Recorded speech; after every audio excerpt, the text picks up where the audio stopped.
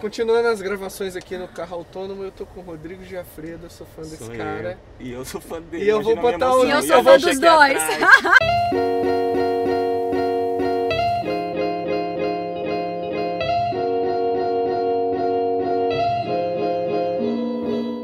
Manda ver aí, vai Manda lá. ver. Vamos lá. Primeira coisa é pôr o cinto de segurança, né, Agavon? É, Gavon, senão ele não consegue nem ver ali. Você tá vendo Por que tem favor. um holograma, um head-up ali Eu na tô sua vendo frente? aqui. É, Só que ele... isso. Aí, tá tudo bonitinho. Espelhinhos. O legal disso aqui é que é um teste pesado, porque o cara tá tenso dirigindo um carro. E tem falando, que falar. né? Ou ele sabe falar. sobre o assunto ou ele dançou, né? É isso aí. Muito obrigado, viu, pela experiência. Deixa eu pegar Vocês mais estão você, sempre aprontando. porque... Aí, agora sai. Vocês estão sempre aprontando. Vocês começam perguntando ou eu começo perguntando? Cara, você tá em casa. Então O que tá. você achar melhor. Olha em só, casa. eu tive aula com um professor de psicologia de Yale chamado Paul Bloom. O cara é referência, Tá. ele é o chefe da cadeira lá. E eu tive uma aula chamada Filosofia versus Moral no curso de Moral Contemporânea. Ele apresentou 2 problemas para a classe e ele apresentou resultados de pesquisas da execução desses exercícios com mais de 100 mil pessoas totalmente diferentes. Tá, De todas as idades, inclusive psicopatas e o caramba. tá. O primeiro problema chama problema de trolley. Vocês já ouviram falar do problema Não. de trolley? É o seguinte, Explica aí. tem uma linha de trem. E aí, você tá do lado da alavanca dessa linha de trem. Do lado esquerdo, se o trem seguir o curso, ele vai atropelar 5 trabalhadores que absolutamente não conseguem saber que o trem está chegando. Eles estão de fone, estão martelando a via, então não tem como eles saberem. Do lado direito tem um trabalhador, nas mesmas condições. Você está com a alavanca, o trem está chegando, o que você faria? Eles perguntaram para centenas de milhares de pessoas. Como a gente vai programar isso em veículos autônomos? Como ele vai tomar esse tipo de decisão? Considerando que ele tem um terceiro elemento, que é a gente que está dentro do carro. Então, como ele pondera? Isso já está previsto? Excelente pergunta. Vamos lá. É óbvio que a gente vai tentar sair da decisão de matar mais pessoas. Isso é bastante óbvio. E eu acho que a grande questão filosófica dessa história, a grande questão ética, tá entre tomar ação ou não tomar ação. Porque a partir do fato em que você pegou na alavanca e moveu, você conscientemente está matando alguém. Sim. A partir do fato em que você finge ter a ignorância, você tem a segurança falsa de que você não matou ninguém, mas você sabe que alguém morreu. Exatamente. Então é uma questão muito complexa essa aí do... Como é que chama? Troll? Trolley. Então é daí que vem o troll da internet, né? Pra sacanear a gente É mesmo. uma situação Pô, complicada, tá né? trollando a gente aqui. Trolando. Então, mas no carro autônomo essa variável aumenta muito, né? Porque tem as pessoas dentro do carro, tem várias possíveis decisões e como medir as consequências de cada decisão, né? É isso aí. Como programar a consequência de vou virar à direita e vou cair no barranco, vou virar à esquerda e vou entrar dentro de um bar com um monte de gente, ou vou bater no carro da frente que tem um nenenzinho, uma criancinha. É isso mesmo. E eu Como acho assim, mensurar essas mais do coisas? que tomar a decisão, porque o humano também toma, e uma vez que você toma a decisão, o que ficou para trás não foi escolhido. E aí você causou, o acidente é inevitável, uma tragédia vai ser inevitável. A pergunta além dessa parte de ética e moral, a toda a regulamentação, a partir do momento que a gente está nesse carro aqui hoje, Giafredo, você é responsável pelo carro. Sim. Quando a gente imaginar essa tecnologia lá na frente, 20 anos... Um humano vai continuar sendo responsável pelo carro? Se sim, a decisão é do humano e ele, em conjunto com a máquina, vai ter que arcar com essa história.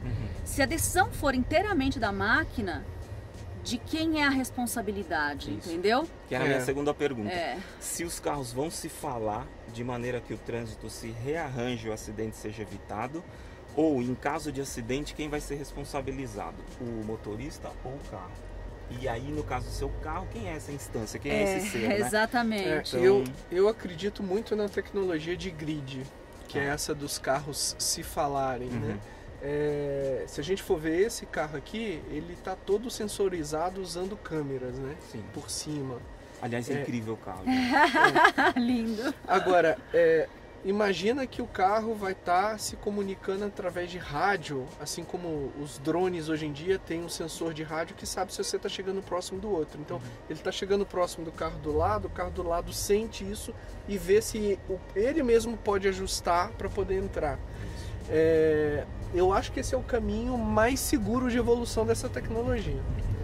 Opinião minha, de estar todo mundo interligado. E muito provavelmente interligado com a cidade também, né? Sim.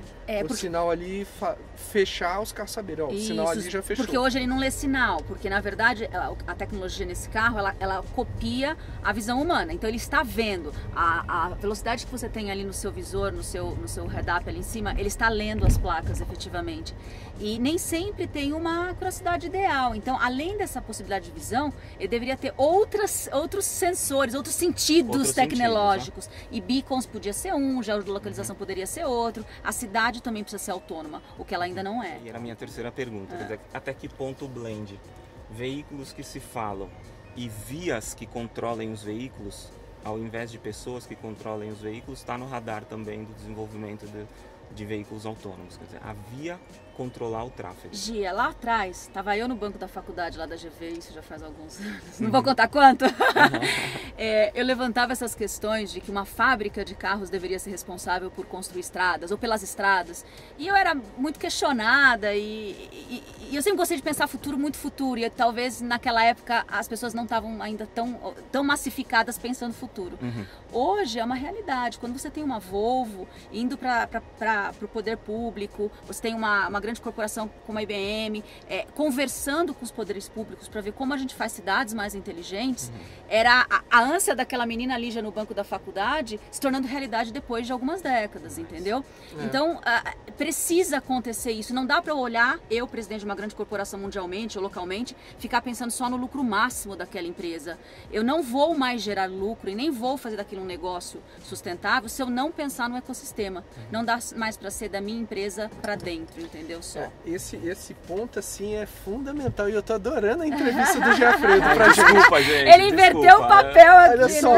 Olha só, que a Lígia falou da estrada ter influência de quem faz carro para ter uma plataforma única, né? Pensada para ter essa integração mais bem feita.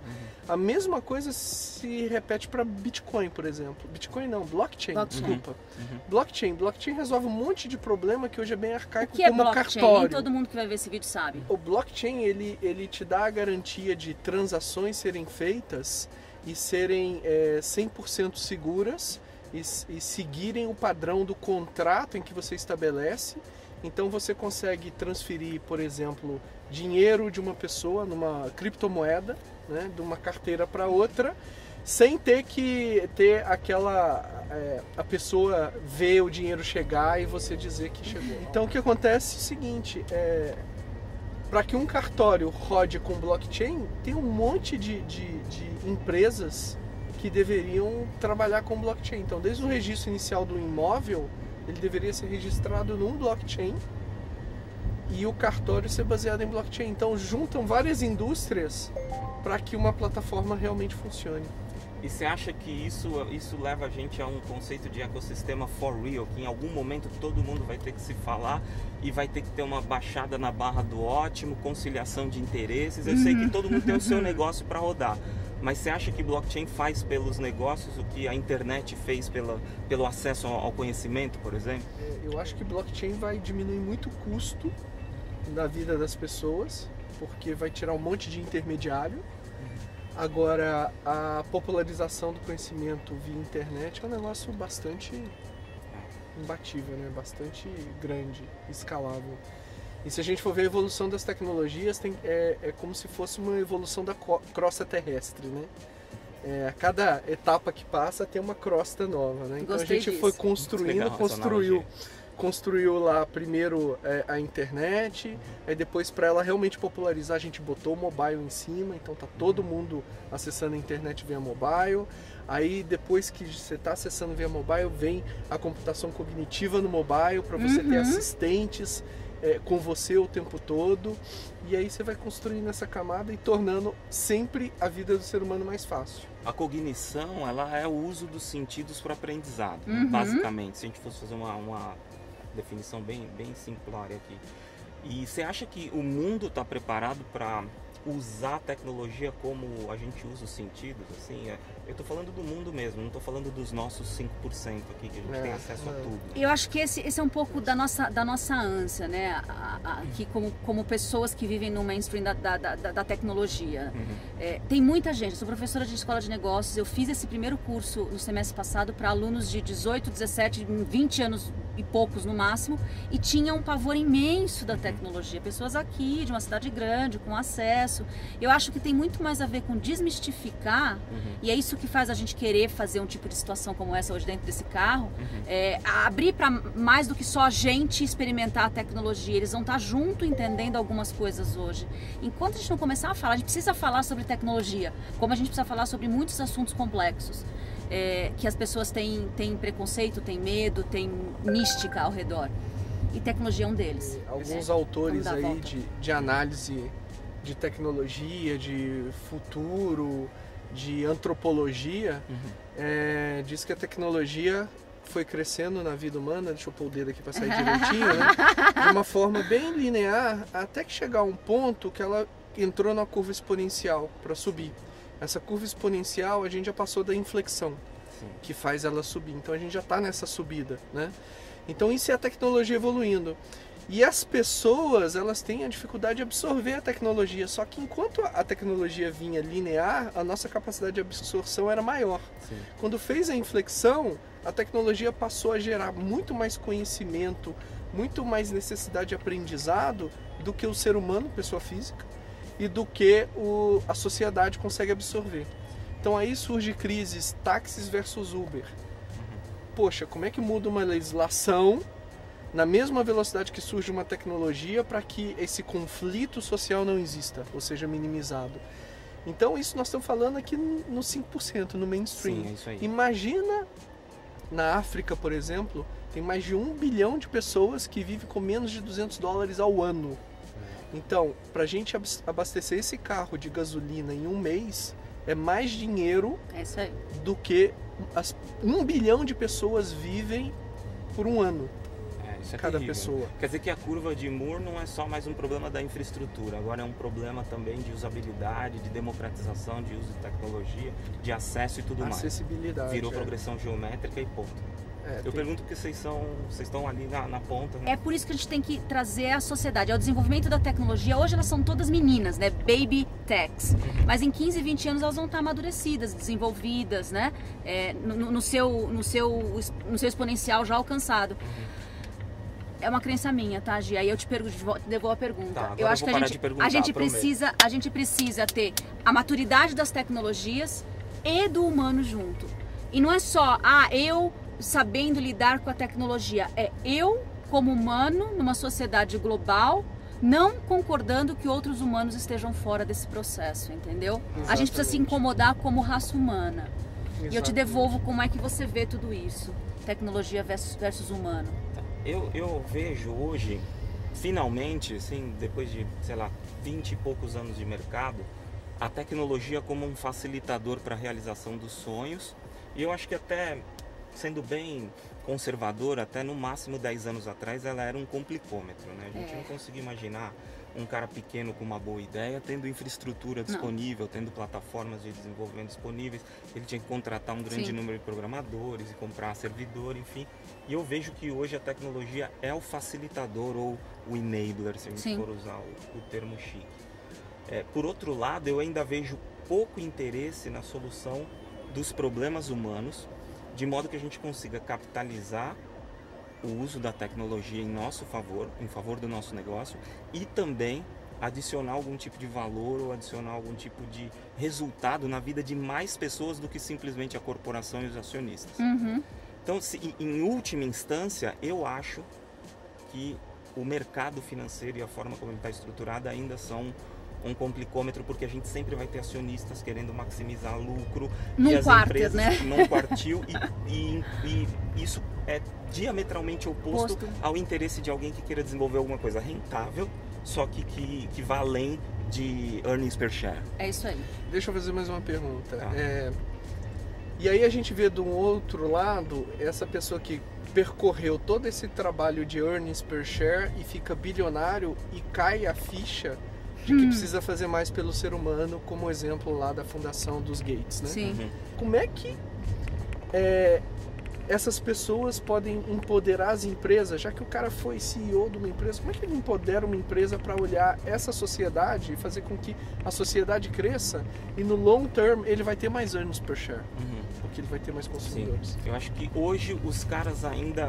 E é o token do capitalismo, né? É o dinheiro. Então hoje as doações ainda são muito feitas em dinheiro. E o que eu questiono é por que o cara não doa Azure? Por que ele não doa notebooks?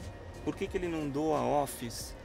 Ou, não sei. Por que ele não doa 20% de toda a semana dos seus super talentos para resolver problemas complexos da comunidade, entendeu? É o que mais me dói nas nossas grandes corporações. A gente tem todas essas cabeças que a gente conhece, é apaixonada, resolvendo problemas complexos através de outras empresas, mas se você separa e fala, aqui é para resolver problema complexo da sua sociedade que você está instalado, não tem problema que esse grupo de pessoas não consiga resolver. É isso. Então você doa um desafio e algum facilitador tecnológico. E junto com o desafio facilitador tecnológico, a perspectiva da criação de uma empresa, o desenvolvimento do ecossistema, a ampliação do acesso e, consequentemente, o lucro. Você vê isso parecido com o que tem acontecido de hackathons pelo mundo afora? São pessoas com um desafio pela frente, tem que criar do nada um produto, uma ideia. Como é que você vê isso? Cara, a essência do hackathon é essa, mas quando a gente olha os termos e condições para a molecada participar dos hackathons, a gente ainda vê muita covardia, né? Quer dizer, o cara tem que deixar a alma, a ideia, as calças e tudo mais que ele tiver. Isso não pode, né? Então, você tem um problema fundamental. Um hackathon essencialmente bem estruturado, que mantém aquela alma da coisa mesmo, eu acho que sim, é um sinal, né? Talvez os primeiros hackathons tenham sido assim, mas hoje eu ainda vejo um pouco de covardia, principalmente quando os hackathons são organizados pelas corporações. E eu entendo, porque empaticamente, me colocando no lugar do executivo, ele tem a pressão do lucro de curtíssimo prazo. Então ele olha para o mercado e ele vê como eu posso aumentar o lucro no curtíssimo prazo. E ele se aproveita do que tiver à disposição. Empaticamente, eu entendo. Mas dizer que eu aceito aí é outra coisa. Entender e aceitar. E você acha que essa próxima geração que está crescendo, eu acredito, eu fiz um artigo aí no final de 2015 que ele viralizou, que a próxima revolução não seria tecnológica, ela seria moral. E eu fiz observando meus sobrinhos. Eu acho que tem uma geração aí até 15 anos que eles nasceram diferente nas suas decisões morais. Eu não sei se a tecnologia os moldou, porque eles têm muito acesso a conteúdo nessa primeira infância e segunda infância. Mas o oposto também é verdadeiro. Eles já usam a tecnologia, o ecossistema e a tomada de decisão ética e moral de uma forma que eu acho que a gente tomou bastante bronca e talvez algumas palmadas para chegar às mesmas conclusões e chegar aos mais velhos. Esses caras só precisam crescer. E aí quando eles crescem e pegam uma idade de 30, 40 anos tomando decisão, eu não acho que eles vão conseguir colocar o status quo, eu não acho que eles vão permitir que o status quo continue da forma que está, entendeu? É um pouco da minha esperança, mas não sei se vocês com criança observam a mesma coisa, se vocês têm a mesma esperança nas suas crianças, entendeu? Porque a gente fica nesse meio do caminho, é uma geração muito de transição, né? Sim. Eu acho que acabou história de transição, vai ser sempre transição. Eu acho que se a gente realmente está numa escalada de uma curva exponencial, vai ser sempre transição. E a gente vai ter que estar sempre estudando, vai ter que estar sempre... as pessoas que têm conteúdo vai ter que criar esses conteúdos, gerar e disponibilizar, porque em cima desses conteúdos novas pessoas vão produzir e vão gerar mais conhecimento. Vai estar sempre em transição. Como é que você conectaria Design Thinking com tudo isso? Porque cada expert conta um pouquinho do seu expertise. Eu tinha que entrar e entrei, vai!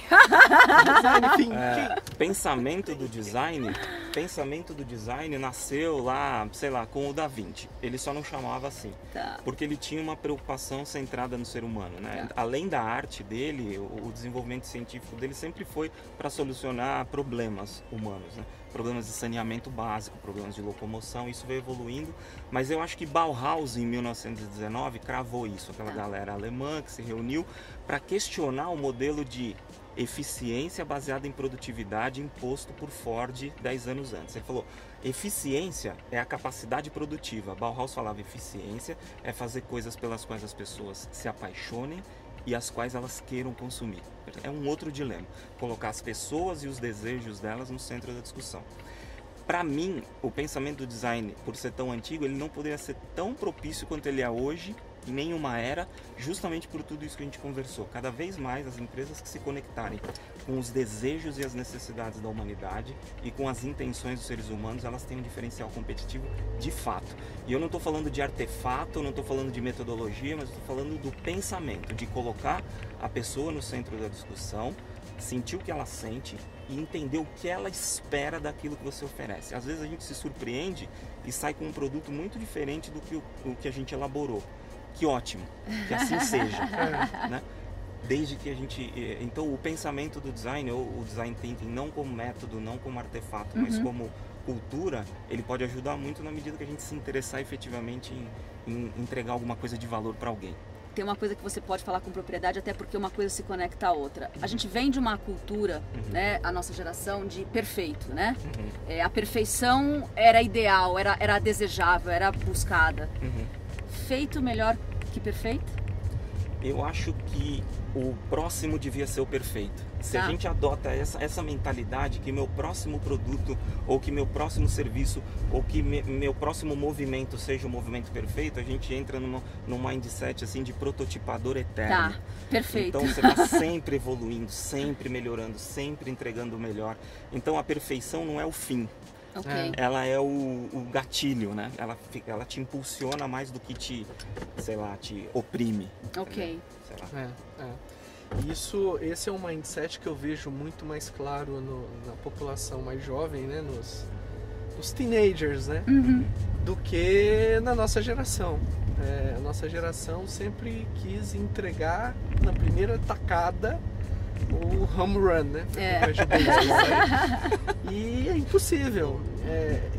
E você fica sempre preso no campo do sonho e do pensamento e nunca entra para o campo da execução. Então esse ponto aí é perfeito, né? O próximo tem que ser o perfeito. Então eu já vou fazer agora. E é um exercício. É a experimentação, né? É um exercício. E a cocriação, gente. Porque a partir do momento que eu experimento e te entrego, você me fala alguma coisa sobre aquilo, eu aprendo sobre o seu gosto e sobre o meu produto. Eu evoluo o meu produto, te entrego uma coisa melhor e te escuto. E aquele negócio vira um negócio nosso. Subliminarmente, é seu e meu. Você passa a se interessar. Porque, primeiro porque eu te ouço, né? E segundo porque eu considero aquilo que você falou. É isso aí. É o que me move, tá? Pode ser meio sonho, mas não, a gente precisa desses exercícios fundamentais. Isso aí. Gia, que conversa incrível. A gente ficaria aqui dando voltas autônomas o resto do dia, né? Não, pois é, a conversa e a experiência, cara. Nossa, não, assim, desculpa. Nunca vi um negócio desse. E o problema de troll continua, hein, gente? Quem vai responder? A gente vai ter que trabalhar ele. Quero ver quem vai responder. Obrigado, gente. O grande pulo do gato realmente vai ser tudo ser autônomo. É isso aí. E aí você falou um negócio incrível que é como se a gente tivesse um eccosistema no trânsito. Aí é sonho. Chegando! Sem as mãos!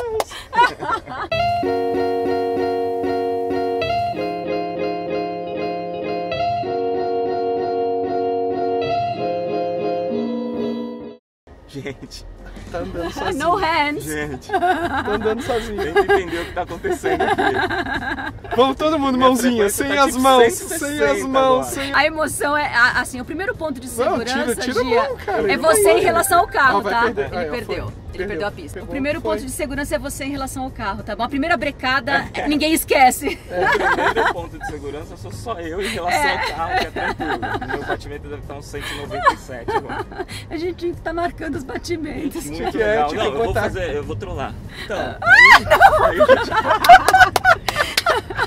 Bate aqui, ó. Ó, o carro entrou na frente. Sem as mãos. E sem os pés. E sem os pés também. Deu, significa põe o pé quando no freio. quando você vê ali o amarelinho cancelado, Aí ele perdeu, você pega de novo. E aí de tempos em tempos, aí, enquanto estiver o autônomo, ele vai pedir para você pôr a mão no volante. Isso quer dizer, Que é um alerta, a cada alguns segundos ele vai ver se você tá aí, tá bom? Tá.